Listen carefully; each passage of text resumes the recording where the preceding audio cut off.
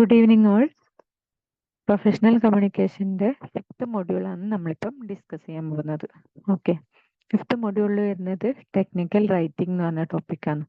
Okay, ആ technical റൈറ്റിങ്ങിൽ തന്നെ എന്തൊക്കെയുണ്ട്? റെസ്യൂം ഉണ്ട്, CV ഉണ്ട്, ജോബ് ആപ്ലിക്കേഷൻ ഉണ്ട്, പിന്നെ റിപ്പോർട്ട് റൈറ്റിംഗ്, പിന്നെ മിനിറ്റ്സ് റൈറ്റിംഗ്, ഒരു മീറ്റിങ്ങിൻ്റെ മിനിറ്റ്സ് റൈറ്റിംഗ്.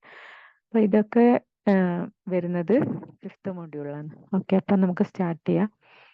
Technical writing എന്താ? Technical writing is a specialized form of the exposition that is written communication done on the job, especially in the fields with specialized vocabularies such as science, engineering and technology, and health sciences.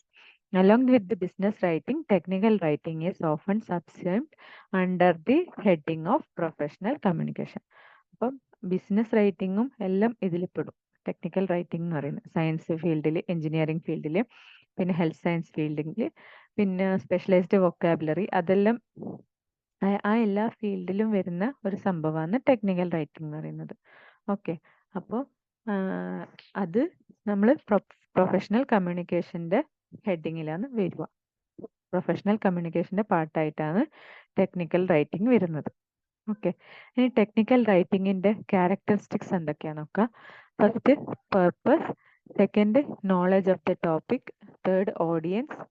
Fourth, criteria for evaluation and statistical and graphical report. Okay, അപ്പോൾ ഇതാണ് technical റൈറ്റിംഗിൻ്റെ characteristics. First എന്താ? Purpose. Purpose എന്നാ ഒരു ഓർഗനൈസേഷനിൽ എന്തെങ്കിലും നമുക്ക് ചെയ്യണമെങ്കിൽ, അതായത് ഒരു പ്രൊജക്റ്റ് കംപ്ലീറ്റ് ചെയ്യണം, അല്ലെങ്കിൽ നമുക്കൊരു കസ്റ്റമറിനെ കൊണ്ട് ജോയിൻ ചെയ്യിപ്പിക്കണം, അല്ലെങ്കിൽ നമ്മളെ ബോസിനെ സന്തോഷിപ്പിക്കണം, അങ്ങനെ കുറച്ച് കാര്യങ്ങൾ.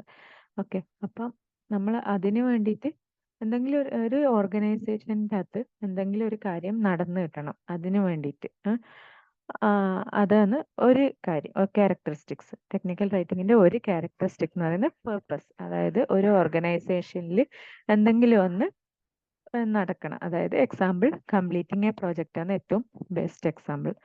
ഓക്കെ, ഒരു പ്രൊജക്റ്റ് ഉണ്ടെങ്കിൽ അത് കംപ്ലീറ്റ് ചെയ്യുക എന്നുള്ളതാണ് നമ്മളുടെ പർപ്പസ് എന്ന് പറയുന്നത്. ഓക്കെ, പിന്നെ അടുത്തത് വരുന്ന ടെക്നിക്കൽ റൈറ്റിങ്ങിൻ്റെ ക്യാരക്ടറിസ്റ്റിക് എന്ന് പറയുന്നത് your knowledge of the topic. അതായത് നമുക്ക് ഈ ടോപ്പിക്കിനെ പറ്റിയിട്ട് എത്രത്തോളം നോളജ് ഉണ്ട്, അതാണ് ടെക്നിക്കൽ റൈറ്റിങ്ങിൻ്റെ ക്യാരക്ടറിസ്റ്റിക്സിൽ സെക്കൻഡ് വരുന്നത്. It is usually greater than that of the reader. റീഡറിനെക്കാട്ടിയും കൂടുതൽ നോളജ് ആ ടോപ്പിക്കിൽ നമുക്ക് വേണം. പിന്നെ അടുത്തത് തേർഡ്, ഓഡിയൻസ്. അതായത് often several people with differing technical backgrounds. Audience എന്ന് പറയുന്നത് നമുക്ക് ഒരുപാട് പീപ്പിൾ ഉണ്ടാവും. അതായത് ടെക്നിക്കൽ ബാക്ക്ഗ്രൗണ്ട്സ്, ഓഡിയൻസിൻ്റെ ടെക്നിക്കൽ ബാക്ക്ഗ്രൗണ്ട് ഡിഫറെൻ്റ് ആയിരിക്കും. ഓക്കെ, പിന്നെ നാലാമത്തെ ക്യാരക്ടറിസ്റ്റിക് എന്താണെന്ന് വെച്ചാൽ ക്രൈറ്റീരിയ ഫോർ ഇവാലുവേഷൻ. അതായത് clear and simple organisation of ideas in a format that meets the need of busy readers. അതായത് ചിലവർ വെറുതെ ഒന്നും വായിച്ചു പോവുക, ബിസി റീഡേഴ്സ്, അതായത് വേറെ കാര്യങ്ങളുണ്ടോ അതിൻ്റെ ഇടയിൽ പെട്ടെന്ന് വായിച്ച്. അപ്പം നമുക്ക് ഇവാലുവേഷൻ ചെയ്യണമെങ്കിൽ, ഈ ടെക്നിക്കൽ റൈറ്റിംഗ് ഇവാലുവേഷൻ ചെയ്യണമെങ്കിൽ നമുക്ക് ആ ഐഡിയാസ് എല്ലാം നല്ല ഓർഗനൈസ്ഡ് ആയിട്ട് കൊടുത്താൽ മാത്രമേ ഇവാലുവേഷൻ ചെയ്യാൻ പറ്റും. ഓക്കെ, ഇവാലുവേഷൻ കുറച്ചും കൂടി സിമ്പിൾ ആവുമല്ലോ. ഓക്കെ, ബിസി റീഡേഴ്സിൻ്റെ കേസിൽ ഇവാലുവേഷൻ സിമ്പിൾ ആവാൻ വേണ്ടി നമ്മൾ നല്ല ക്ലിയർ ആൻഡ് സിമ്പിൾ ഓർഗനൈസേഷൻ ചെയ്യണം ഐഡിയാസ്. ഓക്കെ, അതാണ് നാലാമത്തെ ക്യാരക്ടറിസ്റ്റിക്സ്. പിന്നെ അഞ്ചാമത്തെ ക്യാരക്ടറിസ്റ്റിക് എന്ന് പറയുന്നത് statistical and graphical report. Statistical and graphical report എന്ന് വെച്ചാൽ നമ്മൾ ഇപ്പം ഒരു എന്താ പറയണ്ടേ, ഒരു സംഭവമുണ്ട്, അതിൻ്റെ എക്സിസ്റ്റിംഗ് കണ്ടീഷൻസ്, ഒരു പ്രൊജക്റ്റിൻ്റെ എക്സിസ്റ്റിംഗ് കണ്ടീഷൻസ് എന്തൊക്കെയാണ്, അല്ലെങ്കിൽ അതിന് ഇപ്പോൾ ഒരു പ്രോബ്ലം ഉണ്ട്, പ്രോബ്ലത്തിൻ്റെ കണ്ടീഷൻ എന്താണ്, അല്ലെങ്കിൽ അതിൻ്റെ ഓൾട്ടർനേറ്റീവ് എന്താണ്, അല്ലെങ്കിൽ അതിന് വേണ്ടുന്ന ആക്ഷൻ എന്താണെന്ന് എടുക്കണ്ടേ, അതൊക്കെയാണ് സ്റ്റാറ്റിസ്റ്റിക്കൽ ആൻഡ് ഗ്രാഫിക്കൽ റിപ്പോർട്ട് എന്ന് ഉദ്ദേശിക്കുന്നത്. ഓക്കെ, അപ്പോൾ ഇതൊക്കെയാണ് ടെക്നിക്കൽ റൈറ്റിങ്ങിൻ്റെ ക്യാരക്ടറിസ്റ്റിക്സിൽ വരുന്നത്.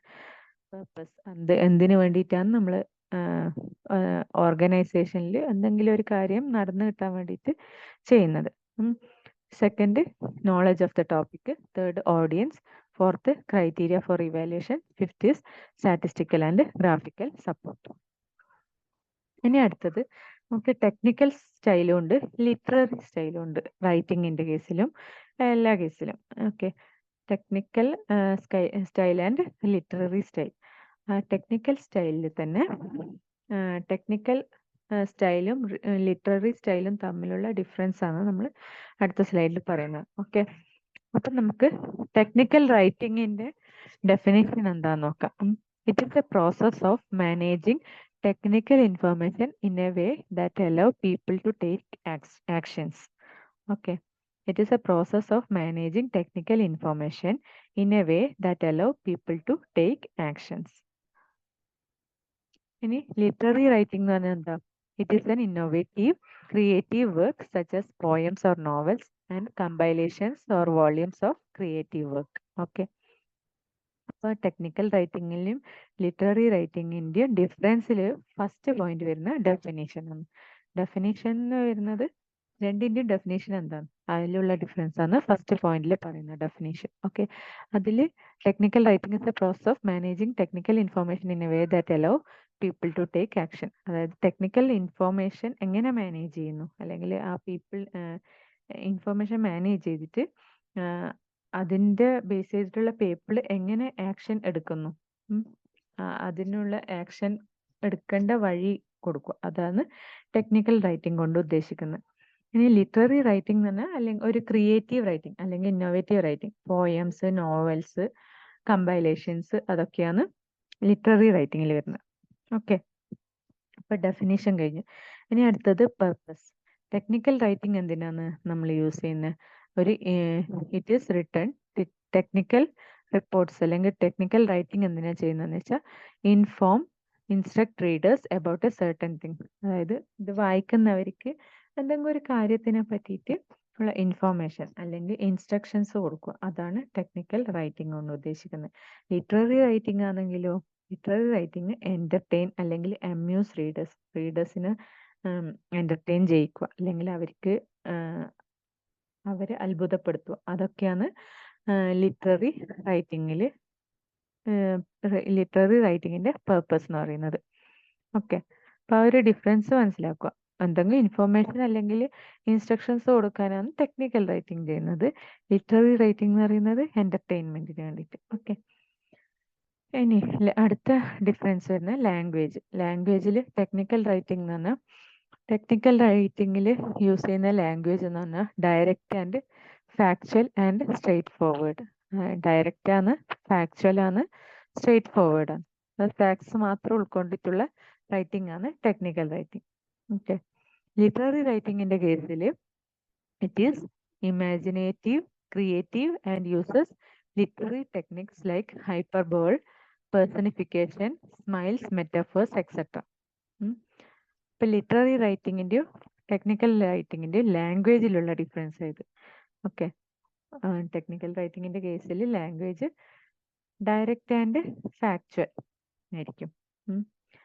Direct, factual and straight forward ആയിരിക്കും. ലിറ്റററി റൈറ്റിങ്ങിൻ്റെ കേസിൽ languages used in literary writing is creative, imaginative and uses literary techniques like hyperbole, personification, similes, metaphors, etcetera.